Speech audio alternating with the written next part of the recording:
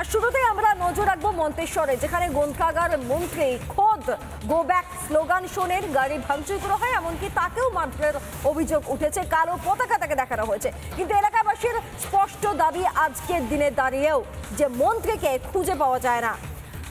কালো পতাকা ঝাঁটা দেখান মহিলারা, ভোট মিটতে প্রতিশ্রুতি পূরণ আর হয় না। এলাকায় দেখতে পাওয়া যায় না বিধায়ক তথা রাজ্যের মন্ত্রীকে। অভিযোগ রাজ্যের ওই এলাকাবাসীর, এবং বাস্তবিক রূপে ওই এলাকার কি পরিস্থিতি, সত্যি কি রাস্তাঘাটের অবস্থা খারাপ, সত্যি কি সেখানে মন্ত্রী দেখতে পাওয়া যায় না, সত্যি কি সেখানে প্রতিশ্রুতি পূরণ হয় না।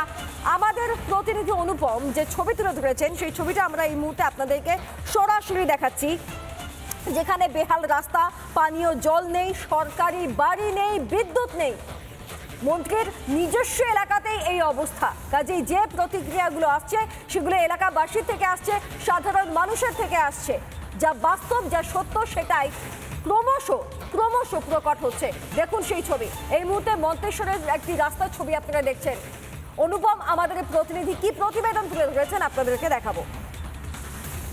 কুসুমপুর গ্রাম পঞ্চায়েতের জয়রামপুর গ্রাম, এই মুহূর্তে আমরা এখানে দাঁড়িয়ে রয়েছি। বিধানসভা মন্তেশ্বর, ব্লক মন্তেশ্বর, এটা তৃণমূল কংগ্রেসের আন্ডারেই পড়ছে। বিধায়ক সিদ্দিকুল্লাহ চৌধুরী রাজ্যের মন্ত্রীও তিনি, কিন্তু যে পরিস্থিতির মধ্যে এখানকার সাধারণ মানুষকে থাকতে হয় তা ভয়ঙ্কর অবস্থা। একদিকে জল, অন্যদিকে কাঁচা ভাঙা রাস্তা, সরকারি কোনো রাস্তা নেই, বেহাল অবস্থা। রজনীকান্ত বেরা এই মুহূর্তে দেখাচ্ছে, এই যে একটা বড় নালা দেখা যাচ্ছে, এটা আসলে একটা রাস্তা, কিন্তু জল ঢুকে সেই রাস্তা ভেঙে গেছে, এবং ভেঙে গিয়ে মোটামুটিভাবে এক ফুট কি 1.5 ফুটের একটা রাস্তা তৈরি হয়েছে, যেটা তৈরি করেছেন সাধারণ মানুষ মাটি ফেলে, ইট পেতে। এই রকম ইট ফেলা রয়েছে এবং এক হাঁটু সমান কাদা। এই কাদা ডিঙিয়েই মানুষকে দিনের পর দিন যেতে হচ্ছে তাদের বাড়ির ভেতর। আমি এই মুহূর্তে দেখাবো গ্রামের এক মহিলা, তিনি আসছেন আলের ধার দিয়ে। দিদি, এই রাস্তার কি অবস্থা? খুবই খারাপ। কতদিন ধরে? অনেক দিন ধরে। আপনাদের গ্রামের নাম কি? আমাদের গ্রামের নাম জয়রামপুর। কুসুমপুর গ্রাম পঞ্চায়েত? হ্যাঁ, পঞ্চায়েত। তৃণমূলের এটা? হ্যাঁ। বিধায়ককে দেখা যায়? দেখা যায় না তো। সিদ্দিকুল্লাহ চৌধুরীর নাম শুনেছেন? না। তাকে দেখেন উনি? না। ভোটের সময় আসে শুধু ভোটের সময় আসে, তাও দেখতে পাই না। আচ্ছা, রাস্তা তো খারাপ আমরা দেখছি, পানীয় জলও নাই। পানীয় জল নেই। না। সরকারি বাড়ি?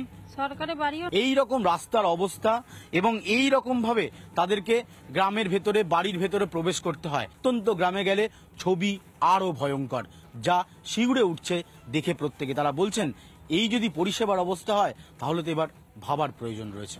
ক্যামেরায় রজনীকান্ত বেরার সাথে অনুপম পাত্র, রিপাবলিক বাংলা। নানা ধরনের কন্টেন্ট দেখার জন্য লাইক করুন, শেয়ার করুন আমাদের ফেসবুক পেজ, সাবস্ক্রাইব করুন আমাদের ইউটিউব চ্যানেল। পাশাপাশি অন্যান্য ব্রেকিং নিউজের জন্য অবশ্যই চোখ রাখুন রিপাবলিক বাংলায়।